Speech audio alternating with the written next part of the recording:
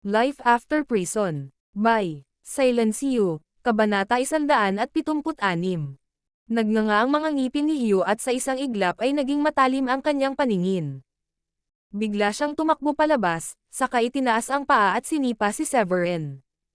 Siya ay isang tao na medyo malakas at hindi ordinaryong tao ang maglalakas loob na pukawin siya, at ang kanyang lakas sa pakikipaglaban ay medyo mabigat din, sa kabila ng takot sa pag-atake ni Severin kanina. Gayunpaman, hindi makakalaban ni Severin ng ganoon kadali mula sa sofa, kaya inilunsad ni Hugh ang biglaang pag-atake. Naniniwala siyang matatapos si Severin kung makakarating lang siya ng malakas na sipa. Isang palihim na pag-atake. Mabilis ang takbo ni Hugh pero parang kuhol ang galaw niya sa mga mata ni Severin. Sa isang hampas ng kamay ay tinamaan niya ang paparating na sipa ni Hugh at muling itinaas ang paa para sipin ang pandiya ni Hugh. Arg! Sa sumunod na segundo, lumipad pa atras si Hugh at bumagsak sa lupa kasabay ng isang kalabog. Ang kanyang mga kamay ay nakatikip sa kanyang gitnang bahaging katawan habang siya ay bumibigkas ng isang nakakasakit na panaghoy. Kitang-kita niya na ang kanyang ari ay nagiging inutil. Gra! Pagsisisihan mo ito. Pinandilatan ni Hugh si Severin, at namumuo ang mga ugat sa kanyang noo dahil sa sobrang sakit. Dahan-dahang tumayo si Severin, lumapit kay Hugh, at tinignan siya ng masama. Nagsisisi ka ba na sinubukan mo akong salakayin kanina? 150,000 lang ang gusto kong bayaran mo sa kanya, ngunit natatakot ako na hindi iyon sapat ngayon. Kailangan mong magbayad ng 450,000 dolyar.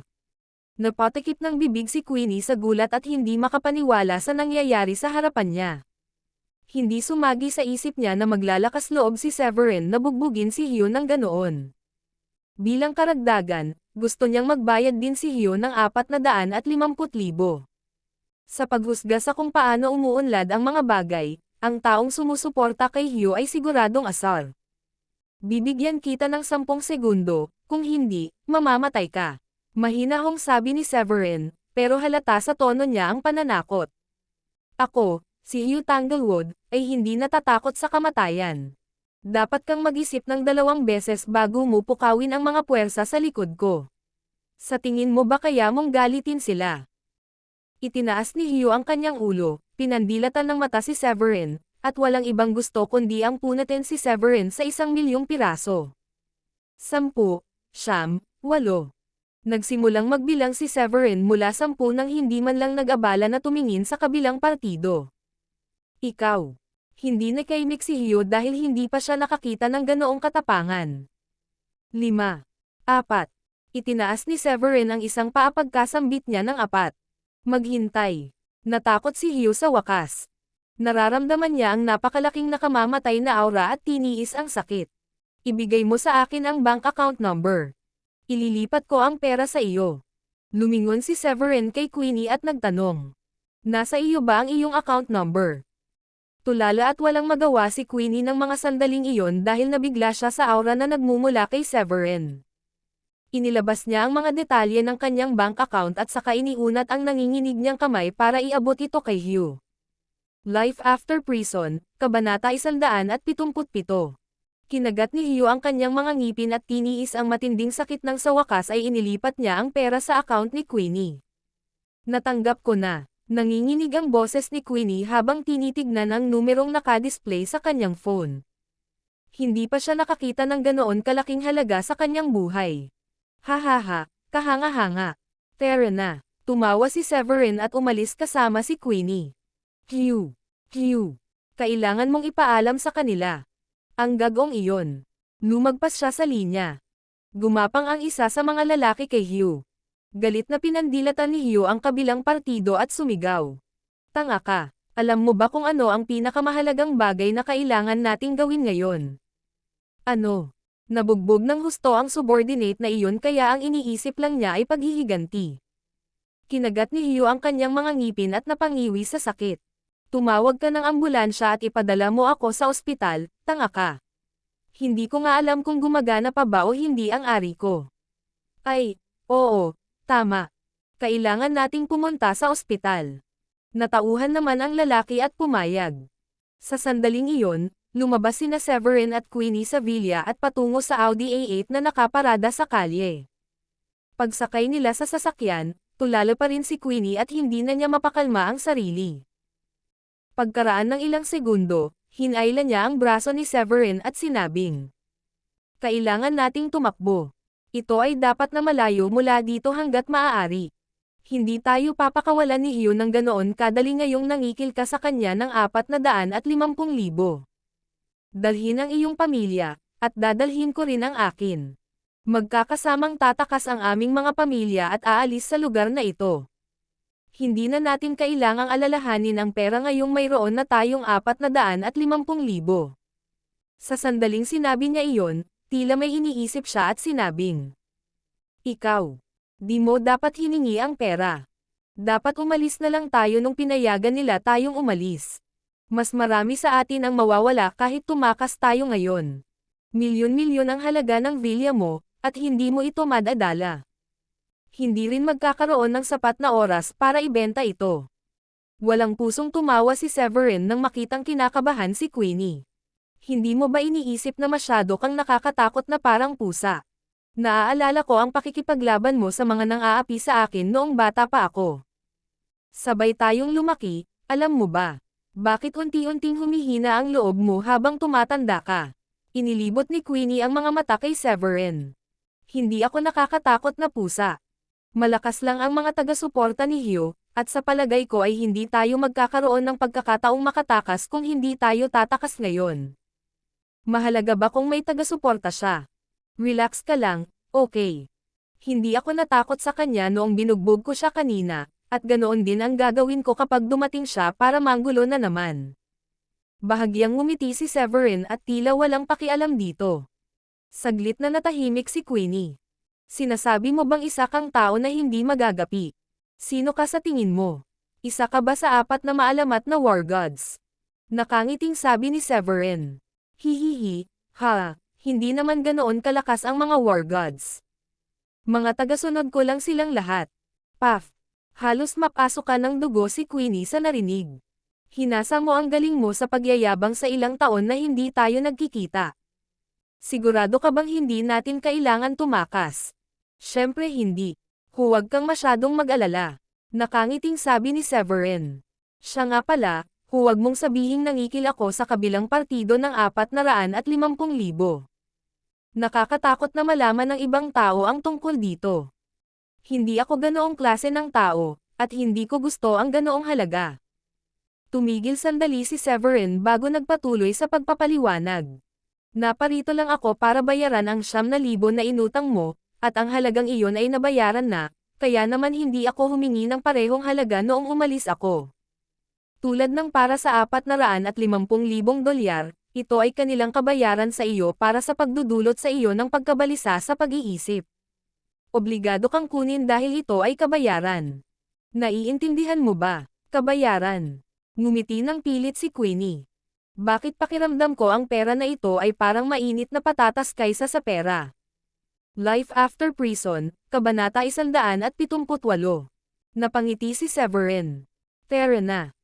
Ang iyong susunod na hakbang ay dapat na magbitiw sa iyong trabaho, hindi ba? Marami ka ng pera ngayon, kung tutuusin. Kung tatanungin ng mga magulang mo kung saan mo nakuha, sabihin mo lang na ibinalik ko sa pamilya mo. Maiiwasan ka niya na ipaliwanag sa kanila ang buong kwento. Siya nga pala, titingnan natin ang ilang mga tahanan sa sandaling ibigay mo ang iyong pagbibitiw." Tingnan ang ilang mga tahanan. Hindi nakaimik si Queenie.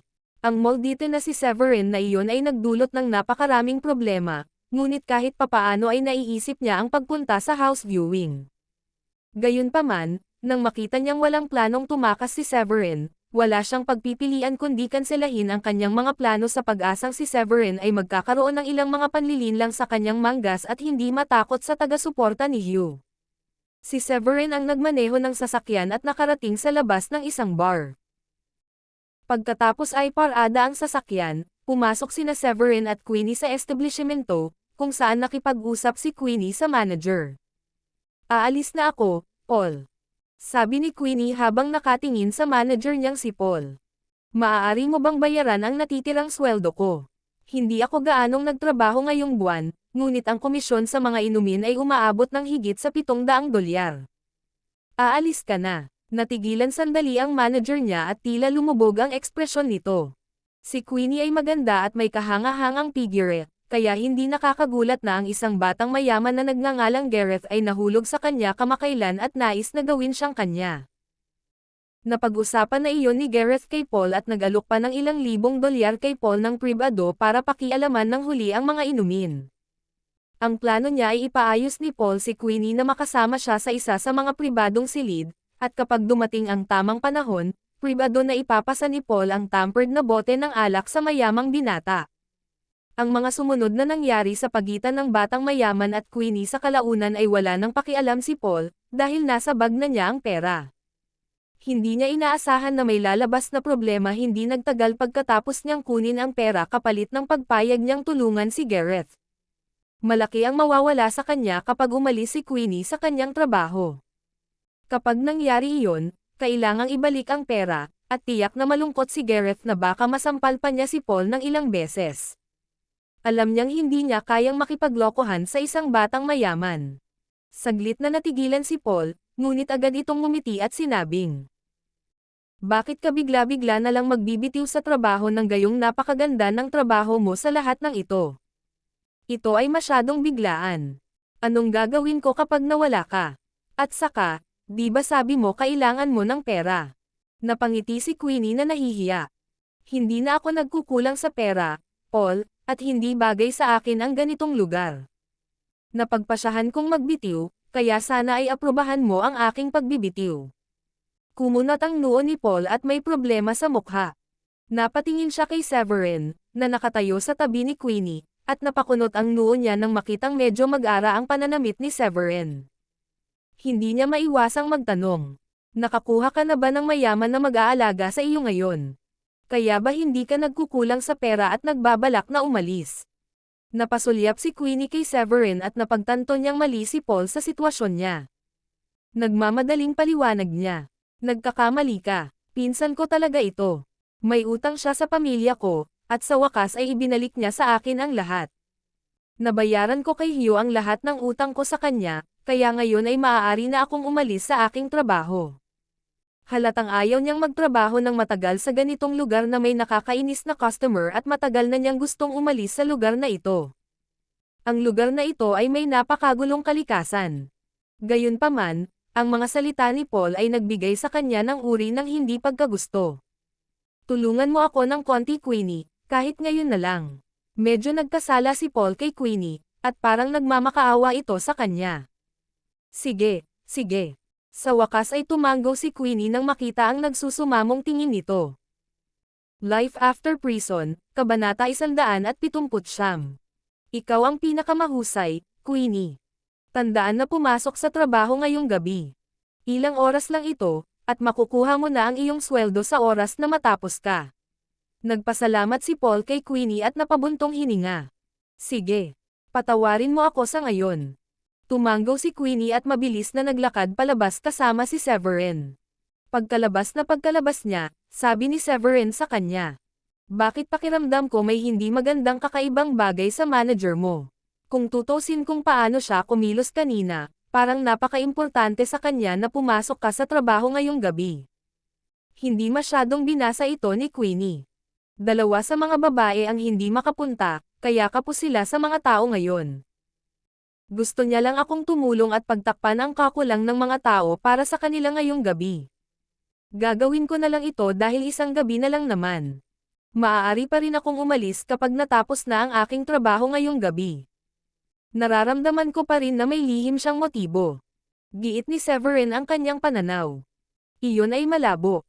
Napakabait na tao ni Paul, at kung gusto ng isang customer na dalhin kami sa kanila, ipapaliwanag niya sa kanila na kasama lang namin ang mga customer sa bar at hindi kami kailanman nagpapalipas ng gabi sa kanila. Kung pipilitin nilang magkaroon ng isang babae para sa gabi, ididirekta niya sila sa iba pang mga batang babae na partikular na gumaganap ng papel na iyon. Nakangiting sabi ni Queenie kay Severin. "Hindi ka dapat magkaroon ng ganoong negatibong pananaw sa lahat. Sige. Ngayong naipaliwanag mo na ang iyong pananaw, nagkamali lang yata ako noon. Ngumiti si Severin, pinaandar ang kotse, at hindi nagtagal ay nakarating siya sa isang bagong launch na property. Ano sa tingin mo ang lugar na ito? Ang ganda, at nakakabilib din yung pagkakagawa, pero medyo mahal lang dito sa city center. Ang isang ordinaryong apartment na may 3 silid tulugan ay nagkakahalaga ng halos $260,000. Napangiti si Queenie at nagpaalam. Maghintay ka, mayroon ka na ng iyong malaking villa, kaya bakit tumitingin sa mga bahay? Para makabili ka, diretsyong sabi ni Severin. Ikaw at ang iyong ina ay nakatira pa rin sa isang hindi gaanong maunlad na bahagi ng lungsod, at nabalitaan ko na ang iyong mga bahay ay medyo luma na. Ayaw mo bang magkaroon ng magandang buhay ang mga magulang mo? Siyempre, gusto ko. Hindi lang ako nagkaroon ng pera. Napabuntong hininga si Queenie. May posibilidad akong tumingin sa lahat ng uri ng ari-arian sa internet sa aking librerag oras. Napakaganda ng lugar na ito dahil sa mga maluluwag nitong kwarto at malalaking balkonahe. Nakita ko na ang mga listahan nila noon, pero kapag tinitingnan ko ang presyo, pakiramdam ko ito ay isang bagay na hinding-hindi ko kayang bilhin sa buong buhay ko. Wala ka bang 450,000 ngayon? Ano pa ang hinihintay mo? Kunin natin ang bahay na iyon. Agad na sabi ni Severin. Ngumiti ng pilit si Queenie at sinabing. Ngunit, ang pera sa aking account ay kay Hugh, at halos ninakaw natin ito sa kanya. Nag-aalala ako na baka subukan nila at gumawa ng gulo, kaya natatakot akong gastusin ang pera ito. Paano kung kailangan kong ibalik ito mamaya? Medyo natahimik si Severin sa pagiging mahiyain ni Queenie. Kinuha niya ang bank card sa kamay niya at sinabing, kung sasabihin mong ninakaw ang perang iyan, pagkatapos, sa mahigpit na pagsasalita, ako ang nagnakaw sa kanya. Ngayon ay akin na, kaya gagamitin ko ang perang iyon para makabili ng bahay para sa pamilya mo. Mas maganda ba iyon? Malaki ang utang na loob ko sa pamilya mo pagkatapos ng ginawa mong pagtulong sa amin nitong mga taon. Pagkatapos magsalita ay bumaba si Severin sa sasakyan dala ang bank card. Maghintay. Bumaba na rin si Queenie sa sasakyan. Hindi niya inaasahan na ang kanyang pagkabalisa ay magpapalungkot kay Severin. Hindi nagtagal ay pumasok na silang dalawa sa sales department at tiningnan ang mga plano. Sa huli, hindi napigilan ni Queenie ang magmungkahi kay Severin. Bakit hindi ako bumili ng mas maliit? Marahil ay isang 2 silid tulugan. Mayroon silang 2 silid tulugan na mga unit na mas mura kaysa sa iba pang mga unit. Hindi pwede. Ang mga bahay na may 2 silid ay masyadong maliit. Kailangan mo ng kahit 3 silid tulugan na bahay. Sa tingin ko ang isang ito ay medyo magaling. Bakit hindi mo piliin kung anong palapag ang gusto mo? Maganda ang mata mo, sir. 3 silid tulugan ang pinakamababa sa ngayon. Pagkatapos ng lahat, hindi mo ba gusto ang isang anak sa hinaharap? Agad namang umalangaw-ngaw ang babaeng tindera bilang pagsang-ayon. Sa narinig niya, Life After Prison, Kabanata 180. Anak. Hindi nakaimik si Severin. Malamig niyang pinandilatan ang tindera. Huwag kang ang katawa-tawa. Pinsan ko siya. Si Jeannie at namula. Paumanhin talaga. Akala ko kayo ay isang batang mag-asawa na nagpaplanong bumili ng bahay na matutuluyan pagkatapos ng kasal. Paumanhin talaga sa hindi pagkakaintindihan. Napagtanto ng babaeng tindera na mali ang ginamit niyang linya sa kanila kaya napangiti siya bilang resulta. Pareho kayong kaakit-akit, at para kayong mag-asawa sa unang tingin, kaya naman. Okay, naiintindihan namin. Pinigilan ni Severin ang tindera at ngumiti. Gayunpaman, pwede mo ba kaming dalhin sa isa sa mga modelong bahay para matingnan? Oo, tama iyan. Tignan natin. Pumayag naman si Queenie.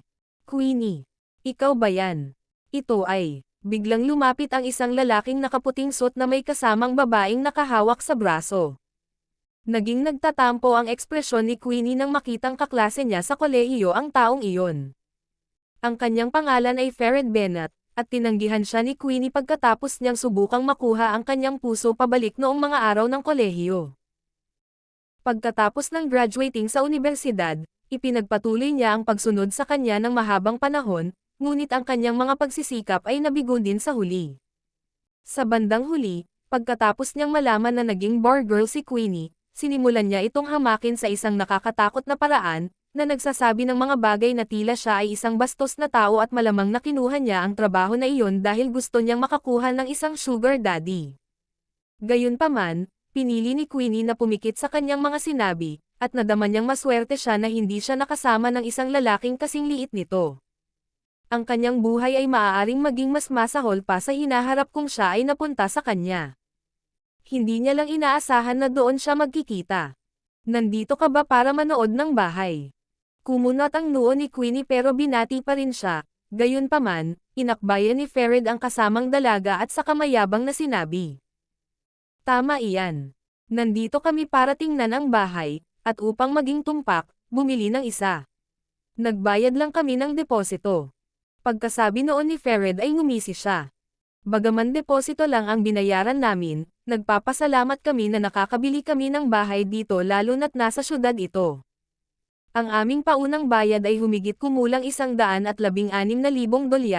ibig sabihin, humigit kumulang $40,000 hanggang $60,000 ang kailangan namin. Matapos marinig ang presyong iyon, ngumiti si Queenie at sinabing, nakakatuwa na may sarili ka ng bahay. Bagaman ito ay isang 2 silid tulugan lamang, ito ay sapat na upang maabot ang isang bahay sa sining ng lugar na ito. At saka konting utang lang ang kailangan mo, para walang pressure sa finances mo. Siyempre, walang pressure. Hindi naman sana kami nagmamadali kung hindi kami magpakasal ni Faye pero napili na ang date.